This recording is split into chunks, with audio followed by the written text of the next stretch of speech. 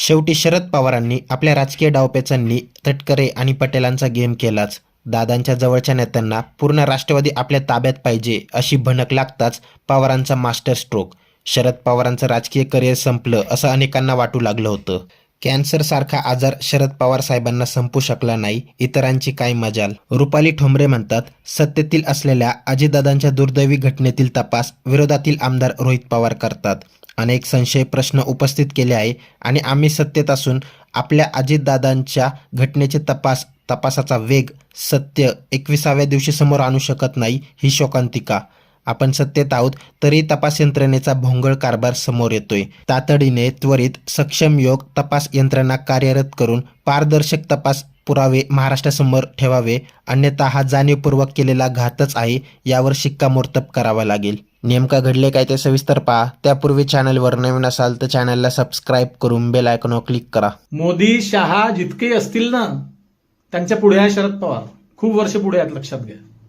जेवढेही असतील, तुम्ही महाराष्ट्रातले आपले आदरणीय मुख्यमंत्री घ्या, कुणी घ्या, बाप होता है, बेटा होता है. आणि पुढे बघायला आता राष्ट्रवादी बळकट व्हायला, आणखी बळकट व्हायला सुरुवात होईल. लोकांनी म्हटलं होतं ना की आता पुतण्याला काकापासून तोडलं. सुप्रिया सुळेंना जास्त इंटरेस्ट नाही या विषयात, त्यांना तिकडे केंद्रातच बरं वाटते. मग आज ना उद्या हे जातीलच. लोक जाण्याच्या पहिलेच तयारी करतात कोणाच्या जाण्याची. मग काय राष्ट्रवादीला भाजप घेऊन घेईल आपल्या कवेत आणि संपून जाईल राष्ट्रवादी. आता अजित पवार गेल्यानंतर नो, नेव्हर. लक्षात घ्या, राष्ट्रवादी आणखी बळकट होईल. आणि आत्ता शरद पवार पुन्हा खऱ्या अर्थानं कामाला लागेल, लक्षात घ्या. कारण त्यांनाही माहिती आहे, प्रतिभाशाली लोक फार हुशार असतात, त्यांनाही माहिती आहे की आपण केव्हा आपलं कमी जास्त होईल, बरं वाईट सांगता येत नाही. त्यामुळे ती अशी खेळी खेळून जाईल आज, लक्षात घ्या, की राष्ट्रवादीला असं बळ देऊन जाईल ते की पुढचे 50 वर्ष राष्ट्रवादीला कोणी धक्काही लावणार नाही, लक्षात घ्या. परिवार तर त्यांचा आहेच, तुम्हाला ठाऊक आहे. असं नाही अजितदादा गेले म्हणून कोणी नाही. सुनेत्राताई पवार आहेत, त्यांचंही बॅकग्राऊंड त्याच पद्धतीचं आहे.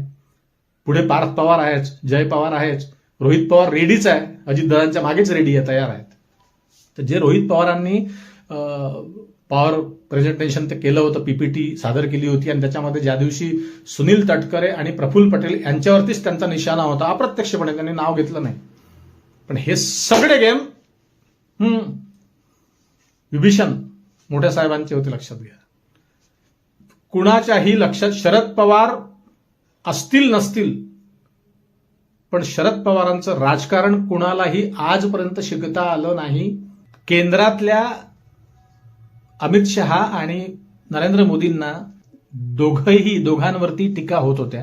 ममता बॅनर्जींनी तिकडनं म्हटलं होतं की हा घातपात आहे म्हटलं म्हणजे सत्ता पक्षाकडेच ती सगळी शंका जात असते वारंवार जेव्हा जेव्हा अशा घटना घडतात तेव्हा.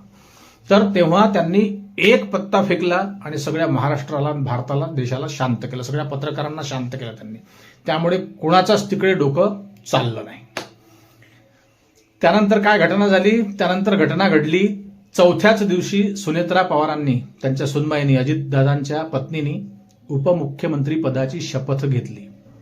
त्या शपथविधीला पार्थ पवार आणि फक्त मला वाटतं सुनेत्रा पवार हे दोघंच गेले होते. मग पत्रकारांनी विचारलं शरद पवारांना की सुनेत्रा पवारांचा आज शपथविधी आहे, तुम्ही जाणार का? ते म्हणाले की मला याची काहीही कल्पना नाही. खेळी बघा, डाव बघा, त्यांना हलक्यात घेऊ नका, मला माहिती नाही. ठीक आहे.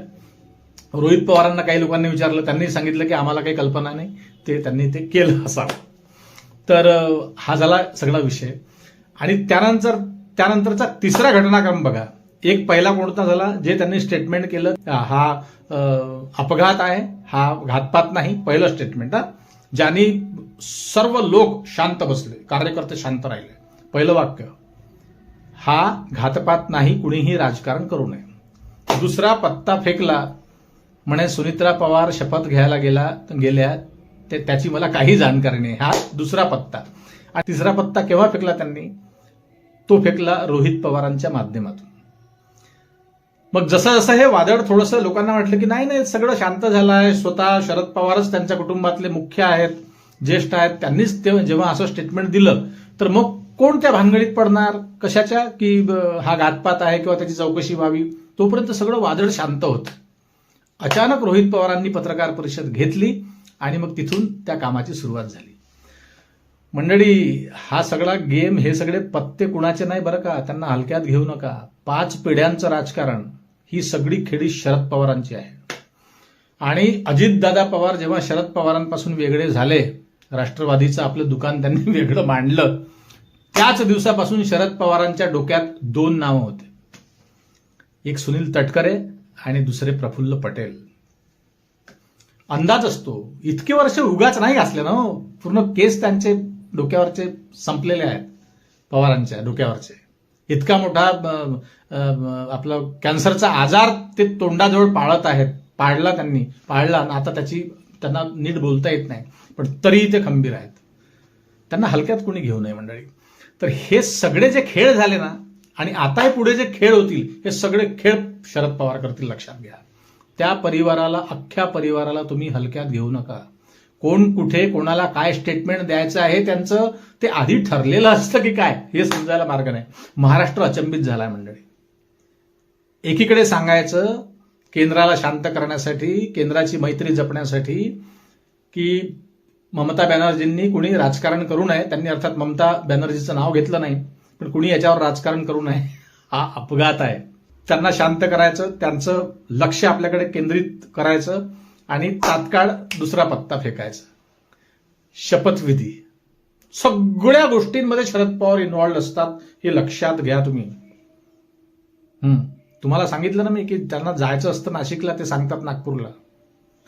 अशा प्रकारे ते अनेकदा भिंगरी देतात लोकांना आणि ते कळत सुद्धा नाही. 5 पिढ्यांशी जमवून घेणं. पहिली पिढी कोणती? यशवंतराव चव्हाण. दुसऱ्या पिढीत कोण? स्वतः ते शरद पवार. तिसरी पिढी कोणती?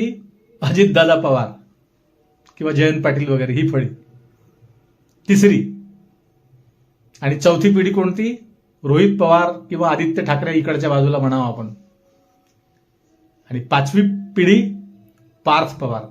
त्यामुळे सुनील तटकरे आणि प्रफुल्ल पटेल यांचा गेम ज्या दिवशी शरद पवारांच्या लक्षात आला असेल, अजित पवारांच्या आधी लक्षात आला असेल, एक लक्षात ठेवा, मुलगा कितीही मोठा हो आणि बाप जर जिवंत असेल तर बाप बाप होता है, बेटा बेटा होता है. कितीही मोठा झाला, दाढी मिशा फुटल्या आणि उंचीने बापापेक्षा मुलगा मोठा झाला, तरी बापाची जागा घेऊ शकत नाही, लक्षात घ्या. त्याच्यामुळे प्रफुल्ल पटेल आणि सुनील तटकरे यांचा डावपेच हा कित्येक वर्षापूर्वीच शरद पवारांच्या लक्षात आला असेल. आणि आता हे पक्ष बळकावतील, राष्ट्रीय अध्यक्ष होण्याच्या तयारीत हे असतील. सगळं दुःख बाजूला सारून लोक म्हणतात, कशाचं दुःख? दुःख एक बघा, ज्या लेकराला वयाच्या 20व्या वर्षापासून शरद पवारांनी सांभाळलं, त्यांच्या पालकत्वाची जबाबदारी घेतली अनंतराव पवार गेल्यानंतर, त्यांचे वडील अजित पवारांचे वडील त्यांचं निधन झाल्यानंतर शरद पवारांनी त्या घराला सांभाळलं आणि या लेकराला बोट धरून राजकारणात आणलं. त्याला कमालीचं दुःख, त्या दुःखाची आपण कल्पना करू शकत नाही. कल्पनेच्या बाहेरचं दुःख आहे त्यांचं. यावर आता तुम्हाला काय वाटते ते कमेंट करून नक्की कळवा. व्हिडिओ आवडल्यास लाईक करा, शेअर करा, सबस्क्राईब करा आणि बेल आयकॉनवर क्लिक करा.